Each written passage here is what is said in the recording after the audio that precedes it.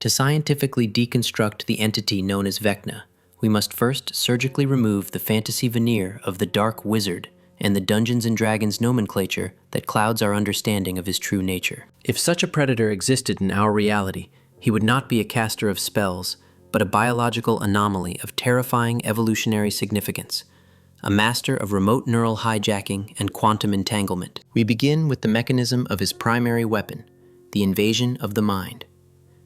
In standard neuroscience, the human brain is an electrochemical machine generating a continuous bioelectromagnetic field. Every thought, every memory, and every sensation is merely a specific pattern of neuronal firing, creating a unique frequency signature. Most humans are localized transmitters. Our signal is weak, contained entirely within the skull, barely detectable by EEG machines outside the skin.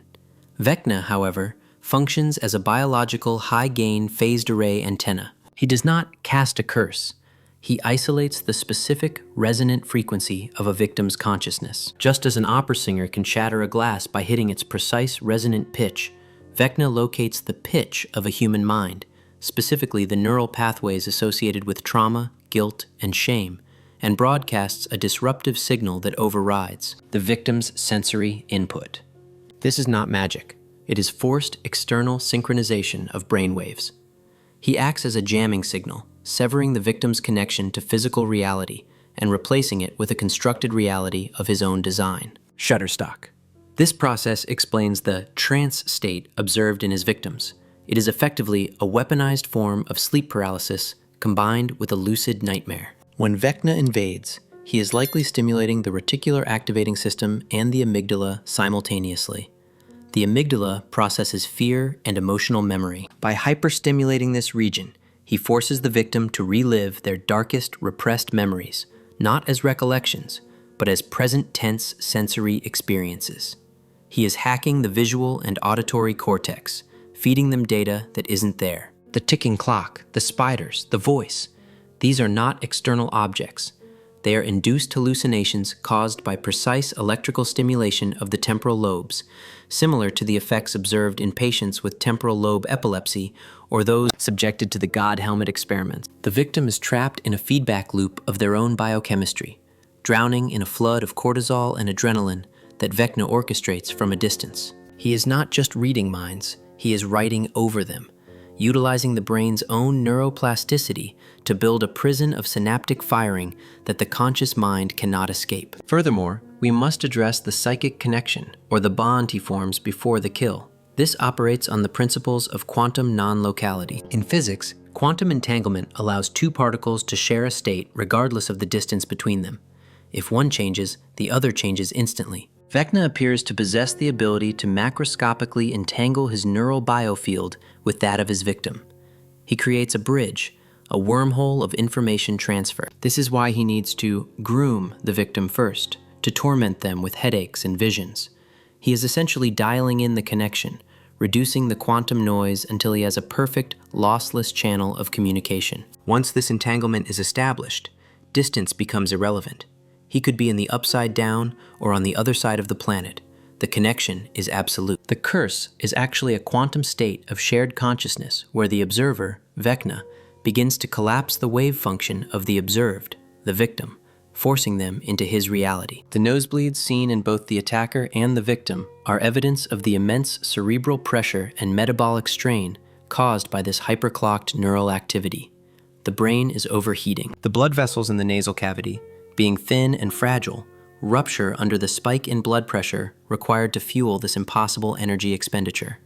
This leads us to the selection process. Why does he choose the broken, the traumatized, the guilty? It is not merely sadism.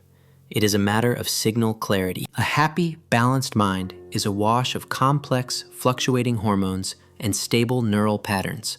It is hard to grip, like a smooth surface. Trauma, however, creates a deep, repetitive groove in the brain, a neural scar. People with PTSD or deep repressed guilt replay the same memories, the same fears, over and over again. To a telepathic predator, this repetitive signal is a beacon. It is a loud, consistent frequency that cuts through the noise of the collective unconscious. Vecna targets the traumatized because they are biologically loud. Their guilt creates a structural weakness in their psychic defense, a back door that he can pry open. He does not create the darkness in them.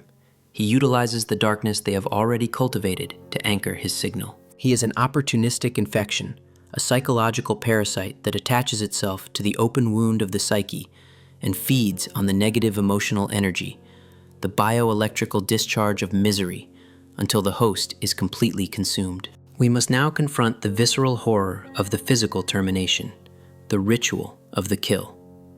When Vecna claims a victim, they are lifted into the air, their bones are snapped like dry twigs, and their eyes are imploded. In a magical context, this is a spell.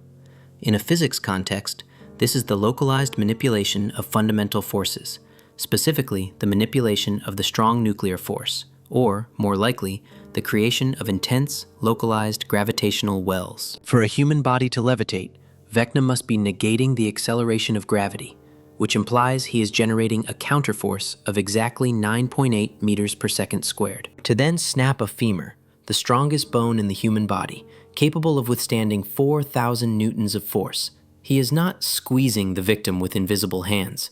He is likely applying opposing torque vectors directly to the bone structure. By manipulating the electromagnetic fields that hold the atoms of the bone together, he creates a shear force that exceeds the tensile strength of the calcium phosphate matrix. The horror of the snapping is that it is internal. The force is not coming from the outside in, but is being applied to the skeletal structure itself. The body is destroying itself because the laws of physics holding it together have been locally rewritten by the entity. As for the eyes, the signature mutilation, this is a grim lesson in fluid dynamics and pressure differentials. The human eye is a pressurized sphere. For the eyes to be sucked inward or implode, Vecna must be creating a localized vacuum, a point of zero pressure, directly behind the ocular orbit or inside the cranium itself. This sudden drop in pressure would cause the higher pressure of the external atmosphere to crush the eyes inward or cause the optic nerve to retract violently. Why does he do this? It is not just for aesthetic terror. The eyes are the brain's primary input device. The optic nerve is a direct cable into the visual cortex. By destroying the eyes, he physically severs the victim's connection to the material world, ensuring that in their final moments, the only reality they can see is the nightmare he is projecting. It is the final step in the total colonization of the victim's consciousness, permanent physical blindness to the real world to ensure total immersion in his psychic simulation. We must also analyze the entity's physical form and his habitat, the upside down. Scientifically, this realm is best described by M-theory or brain cosmology. Our universe is a three-dimensional brain floating in a higher dimensional bulk. The upside down is not a different place. It is a parallel brain that sits just millimeters away from ours in a fourth spatial dimension, but is phase shifted so we cannot see or touch it. It is a shadow biosphere. The environment appears to be toxic, filled with ash-like particulates. This ash is likely biological fallout, spores or desiccated matter from the rampant fungal growth that dominates that ecosystem. Vecna's transformation from Henry Creel into the lich-like creature is a result of rapid, forced adaptation to this hostile environment. He has not merely rotted, he has evolved. His skin has been stripped away or repurposed because the integumentary system, skin, is designed to protect against our sun's UV radiation and our microbiome. In the eternal twilight of the upside down, he requires a different barrier. The wet, fibrous texture of his body suggests a symbiotic relationship with the flora of that dimension. He has integrated the vines, which we can identify as a hyper-aggressive form of mycelium, into his own physiology. This leads to the concept of the hive mind. The upside down is not a collection of individual organisms. It is a singular, distributed intelligence. In biology, we see this in fungal mycelial networks, often called the wood wide web, which connect trees and allow them to share nutrients and distress signals. Vecna has tapped into this biological internet. By plugging himself into the vines, he is not just sitting in a chair, he is jacking into a planetary scale neural network. This turns the entire dimension into an extension of his own nervous system. He can feel a footstep miles away because the ground itself is sensory tissue connected to his brain. He is the central processing unit. The demogorgons, the demodogs, and the vines are the peripheral nodes. This explains his near omniscience within that realm. He doesn't need eyes there. The atmosphere, the ground, and the creatures are all relaying telemetry data to him instantly. He has achieved what transhumanists call singular consciousness. He is the mind, and the dimension is the body. To fight him is not to fight a man, it is to fight an entire ecosystem that thinks with one mind. Let us now turn our attention to the specific countermeasure that has proven effective against this apex predator: music.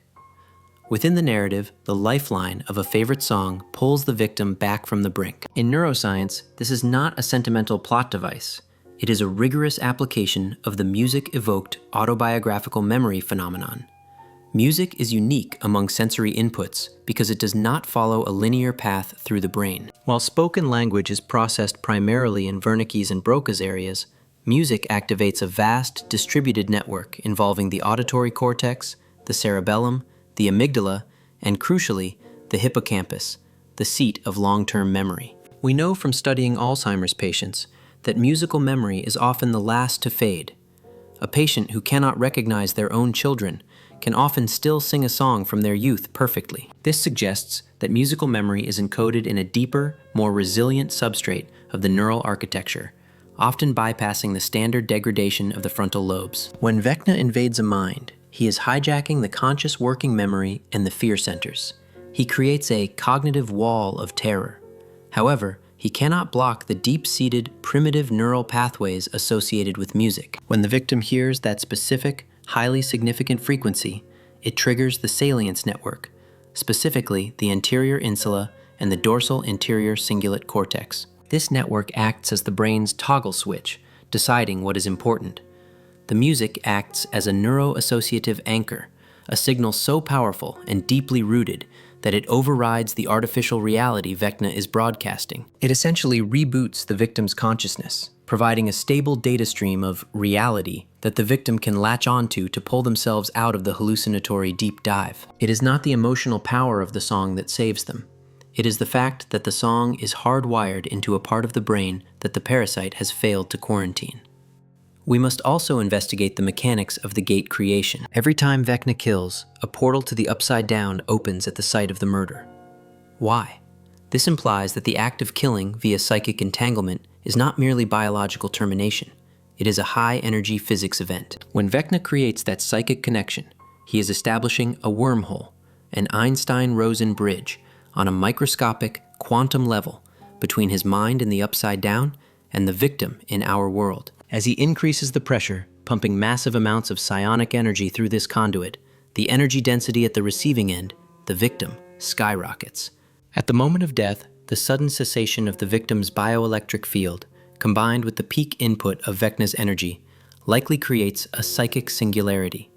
The local energy density exceeds the Planck scale, causing a momentary rupture in the fabric of space-time. This is similar to the theoretical concept of a Kugelblitz, a black hole formed not by collapsing matter, but by focused radiation.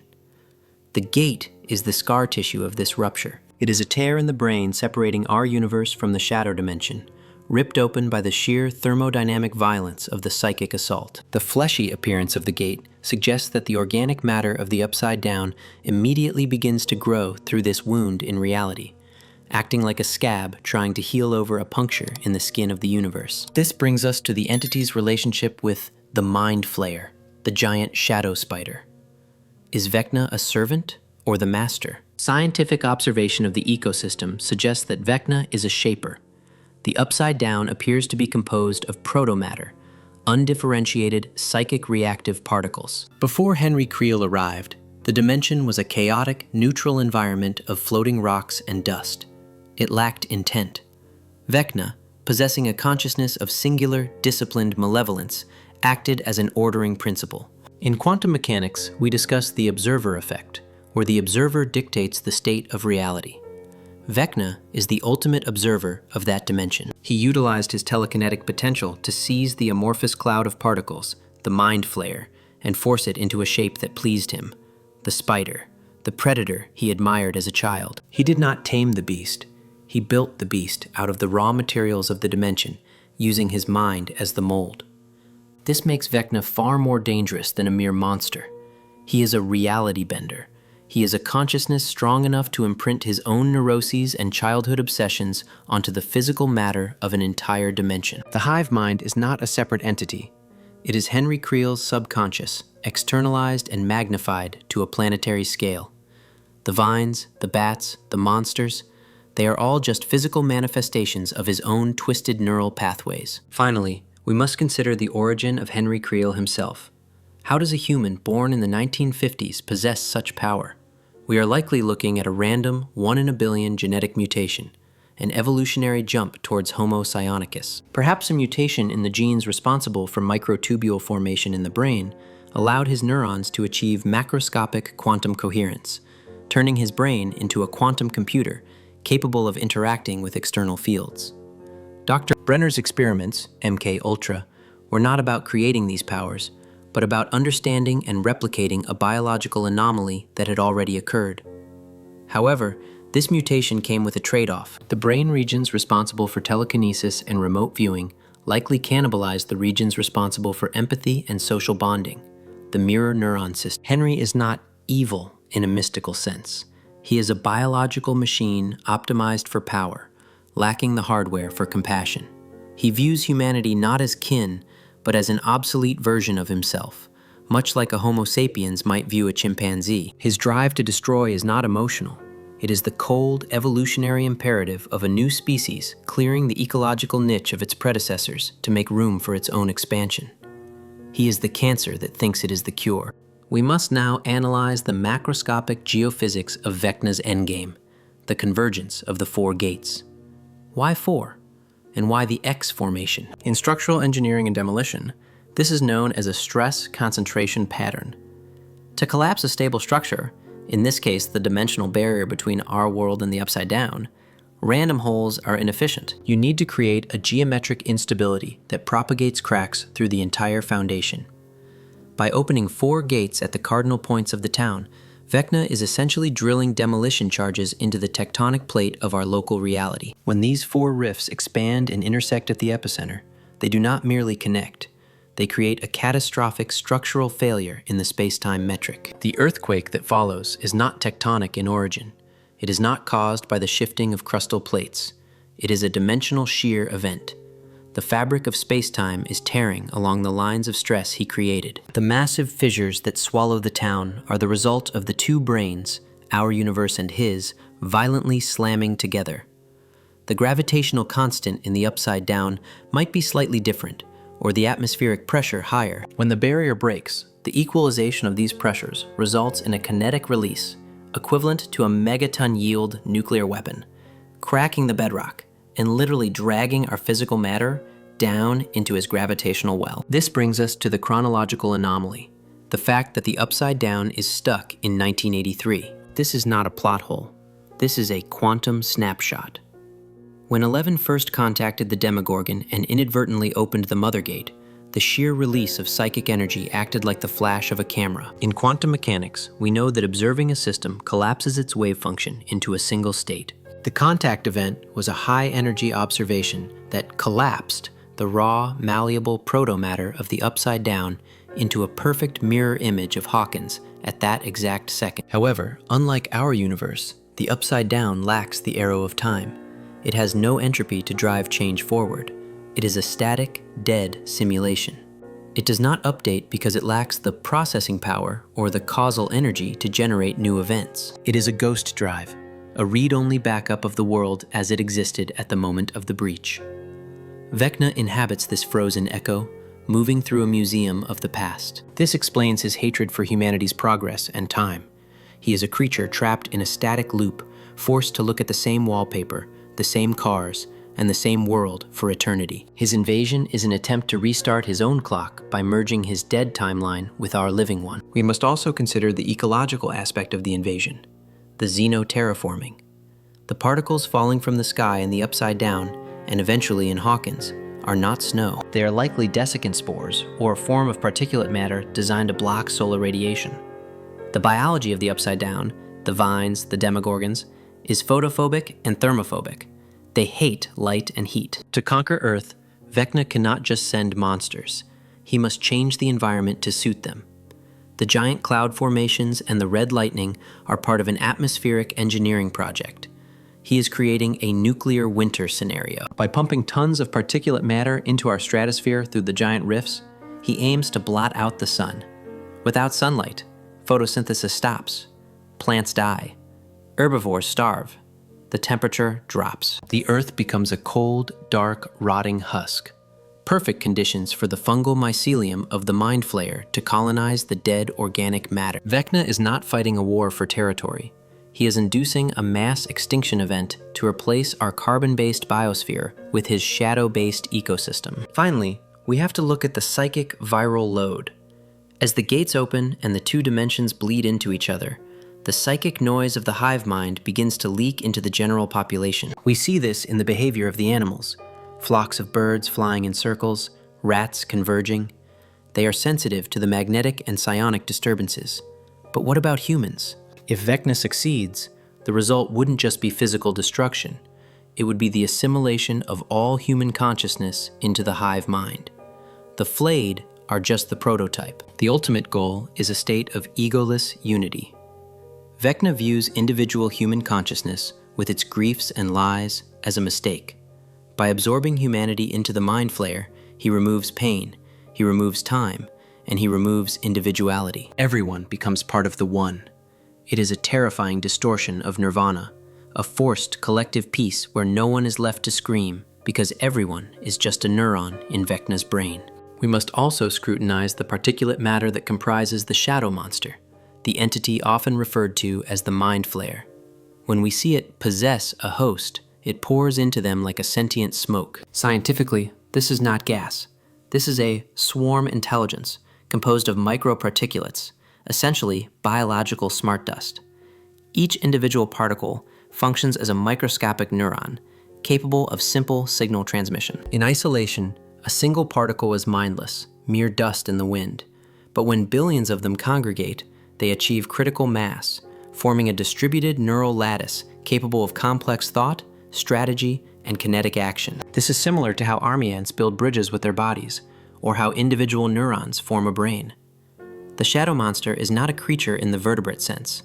It is a fluid, airborne supercomputer. When it forces itself into a human host through the nose and mouth, it is not a spiritual possession. It is a physical invasion of the central nervous system. The particles coat the alveoli and the lungs, enter the bloodstream, and cross the blood-brain barrier. Once inside, they act as a biological rootkit, overriding the host's motor cortex and installing a new operating system controlled directly by Vecna. The host's consciousness is submerged, locked in the basement of their own mind, while the swarm pilots the body like a meat puppet. This explains why heat is the only way to drive it out. We are dealing with an organism that evolved in a dimension of eternal cold. Its proteins and cellular structures are likely cryophilic, optimized for low temperatures. Sudden, intense thermal shock, like a sauna or a branding iron, causes immediate protein denaturation and cellular lysis in the parasite, forcing it to evacuate the host to survive, just as a virus flees a dying cell. This creates the terrifying reality of Will Byers and his true sight. He is not a prophet, he is a living receiver. Even after the parasite was purged, trace amounts of the particulate matter likely remained embedded in his brainstem or wrapped around his spinal column, too deep to burn out without killing him. Because these particles are quantum entangled with the hive mind, Will acts as a biological radio that can never be turned off. He feels Vecna's pain and senses his presence because, on a subatomic level, a part of Will is Vecna. This is a phantom limb phenomenon, but on a transdimensional scale. The tingle on his neck is not intuition. It is the physical reaction of the foreign matter in his body responding to the proximity of the master signal, a vibrating compass needle pointing to magnetic north. This suggests that once you are touched by the upside down, you are never truly clean. You become a permanent node in the network, a walking surveillance device for the enemy. Let us consider the strategic implications of the vines that connect the upside down. These are not merely plants, they are a vascular system.